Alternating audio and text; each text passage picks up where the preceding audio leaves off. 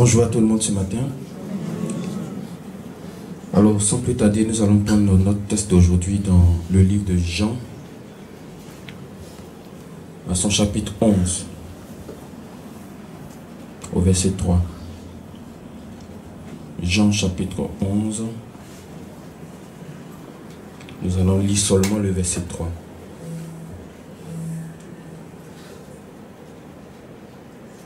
Alors la Bible dit ceci. Les sœurs envoyaient dire à Jésus, Seigneur, voici, celui que tu aimes est malade. Amen. Ce matin, quand je lisais ce texte, j'ai eu une inspiration parce que ce texte-là donne beaucoup d'enseignements, beaucoup de messages. Quand tu es malade, dans un premier temps, c'est à l'hôpital que tu t'en vas. Et quand l'hôpital est limité, tu cherches à voir un autre hôpital. Et quand tu vas d'hôpitaux en hôpitaux, ça devient épuisant et tu comprends maintenant que ton problème là, ce n'est plus une affaire d'hôpital. Il faut maintenant la main de Dieu. Dans ce test, il y a un monsieur qui est tombé malade. Malade comme tout le monde. Parce que je pense que dans cette salle, plus de la moitié sont tombés au moins malades une fois.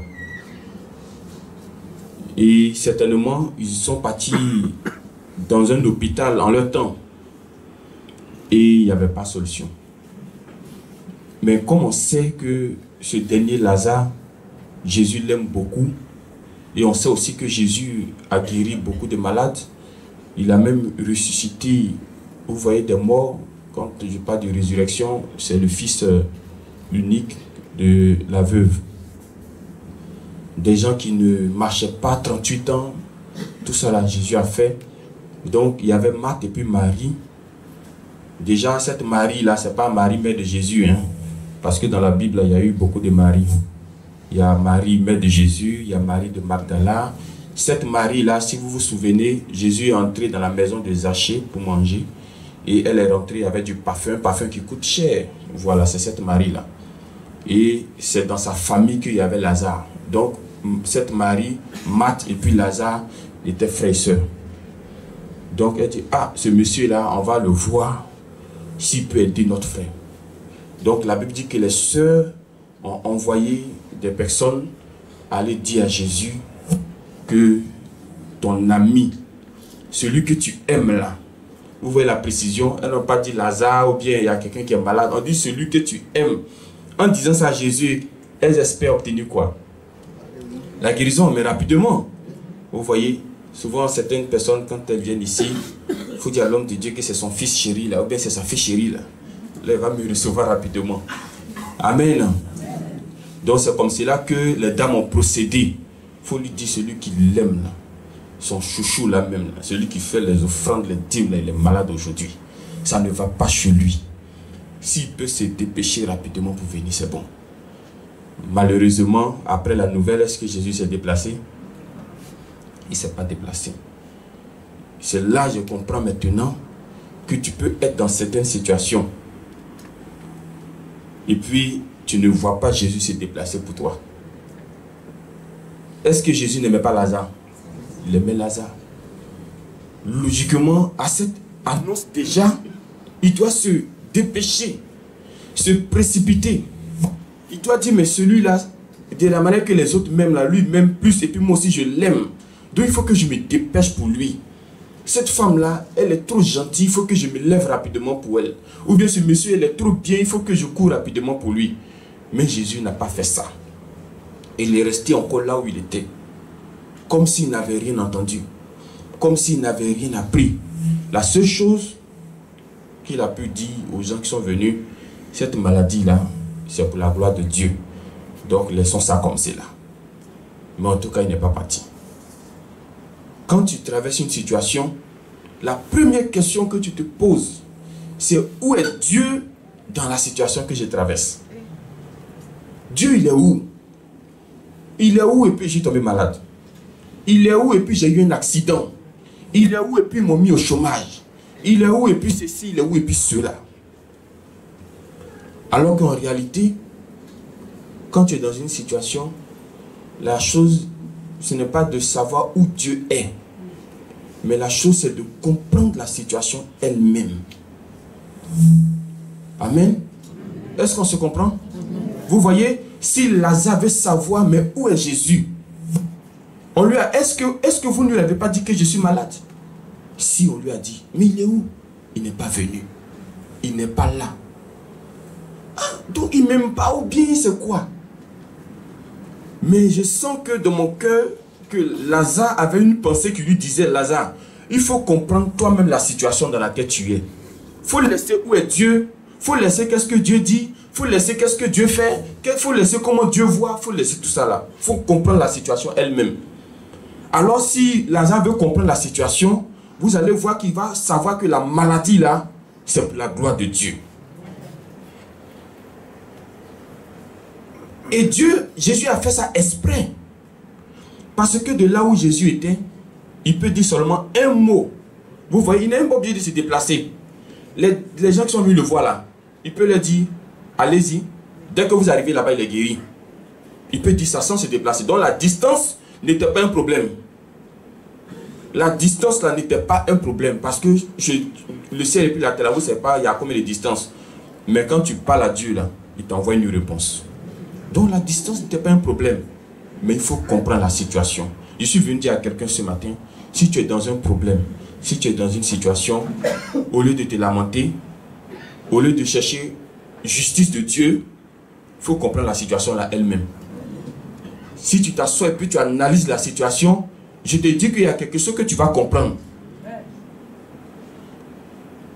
À la croix, Jésus était là-bas. Mais si Jésus doit mourir, il faut que Dieu l'abandonne.